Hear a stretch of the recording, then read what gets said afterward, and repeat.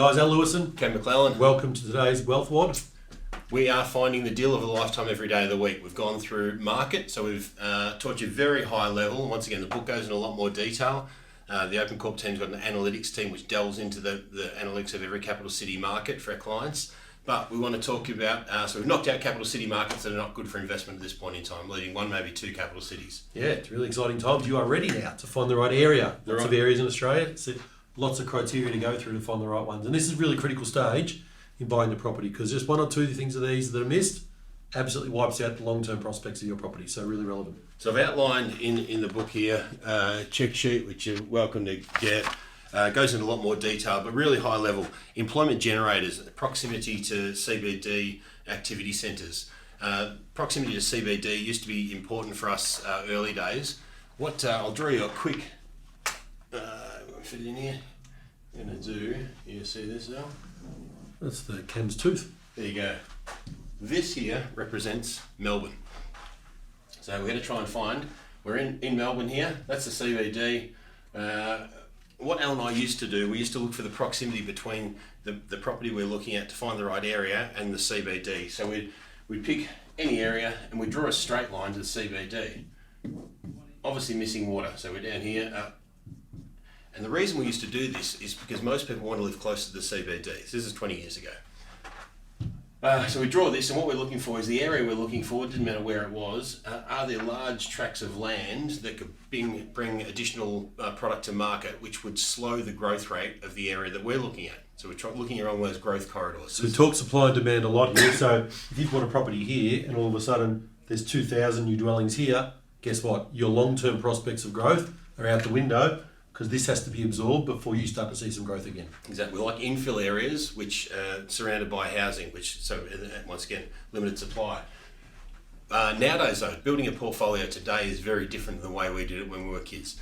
So if we look at it now, and the way we build portfolios now, we've got activity centres all over the place as well.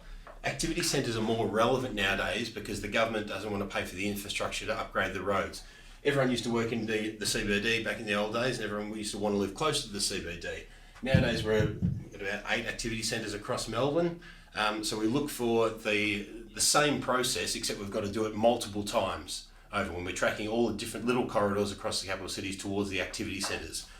Now, that's just finding, and look, really quickly, here's how our cities develop. So we study civil infrastructure in overseas capital cities. I'll try and keep this quick, but this is the... Cam's getting the horse and cart story. This is different. And this is the issue with the way we've developed, and this is the government's problem and the era that we've developed in. The reason we've got activity centres and we're manufacturing these, as opposed to the way, if we look at England, London, for example, how far you could travel in horse and cart, there'd be another little village set up, and how far you could travel. So overseas, all these little villages popped up all over the place, and then what happened? Housing spread out in between these. So their cities evolved naturally. We had the motor car, so we just drove to the outer suburbs, which is why we've got these sprawling big cities. Melbourne, I think, is the second largest, biggest city in the world as far as geographic location, so it's huge. Don't quote me on that, but I think that's the case. It's a very big city anyway. Sounds so clever. Yeah, that's right. All right, so I'm going to punch through this pretty quick. Employment generators, so diverse employment. To me, that's absolutely the biggest one in this category here. So the things Cam talked about there are really important. Employment generators, a diversity of employment generators are really relevant. So our analytics team now is at the point where we're researching travel time by municipality to CBD and employment. So the research shows people want to be at work in X amount of minutes. Thereabouts 42 minutes is what we're finding. So we're now researching what are the employment generators in 42 minutes by public transport, by vehicle, ways to get there, and how does that impact the long-term growth rate of an investment property. Yeah, there's a website. Email us if you need to, cam@opencorp.com.au. I can't think of the website at the moment, but one of the analytics team studies that used municipality of Casey, for example, so Dandenong. So they had a goal by, I think it was 2030, for X% of the population living in the area would be working in the area. And I think it might have been 20%. Now they're down to 7% that now travel to the CBD, as opposed to 20% that their target was in 10 years' time. So they've achieved that, keep getting people to live and work in the local area, and that's what this is all about. And by doing that, the only way to do that is to bring diverse employment. And that way, your activity centre flourishes, more population growth comes in, and prices of houses go up. So an example about lack of diverse employment, and I'll use somewhere overseas, Detroit. There's an entire city built around automobile manufacture. As soon as that went out of America, that town went from 2 million people to 600,000 people. So property prices plummeted, buildings got knocked down, the whole economy and supply-demand ratio is out the window.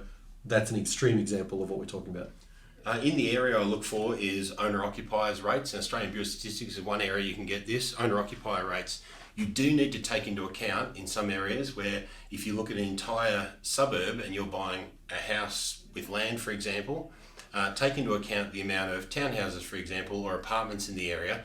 Apartments can really spit the needle on owner-occupiers versus renters, because obviously a lot more people rent in investment apartments as they do houses.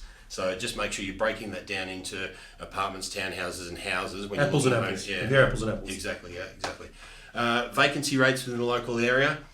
We used to look at specific vacancy rates in a local area, but once again, if it's a new area that's developing, the vacancy rate might be higher. What I look is time on market. So the time on market, if you can lease a property out 4 weeks, bam, and we've got an investment property management company, so we look at the time on market of most investment properties and make sure we're getting tenants in there. You want tenants lining up at your door. The area has got quality controls by council, and if it's a new land estate, for example, by the developer. So there's a lot of new land estates that shove huge amounts of investor stock in there. They've got really low quality building covenants over them, so you can build basically a piece of crap next to your nice investment property. Yep. So what you got? Amenities is a big one. Now we'll try and keep this short, but real estate agents love selling on amenities. Look at the amenities in the local area, and it's all amenities. We've got schools and parks and local shopping and major retailers, and we've got buses and transport and rail. Everyone else. Yeah, we build really good cities. We build really good suburbs. Nearly every one of our capital cities and every suburb has got these amenities. But they're on my list. You do need to check them off because you do get caught out sometimes. I was going to say, so big long list on Cam's list. We could talk about all of them. The key is we're knocking out areas that don't meet the criteria. So it's not about saying which one's right in there. You're still ruling out the ones that don't to get yourself down to a nice little tidy pile you can start to work through. So you've got your area and you can start to look for your property next. What one thing just to cap off and finish off is, so we've looked at the things that are must-have. What you want to look at, we talk to a lot of town planners about budgeted and unbudgeted infrastructure going to an area. This is, you got to get down to the rubber meets the road type stuff and get out and talk to the local councils within those growth corridors. What's budgeted and planned as far as infrastructure, and why we love infrastructure going into an area, is because infrastructure brings population growth. And population growth puts pressure on supply and hence pushes prices up. So look for things like new infrastructure, employment generators, big major employers coming in, roads, shopping centre, private schools, rail. If you get those pumping through an area and you can tick a few boxes, as long as it ticks the top of the list, they're extra. Just a bit of cream on the old cupcake there for a little fat investor kid. Do we like this angle? New angle we got? New angle? It's a different angle, isn't it? Is it like a selfie angle? It's like a top-down angle. Like a selfie sort of angle. Let's try something else. Good angle.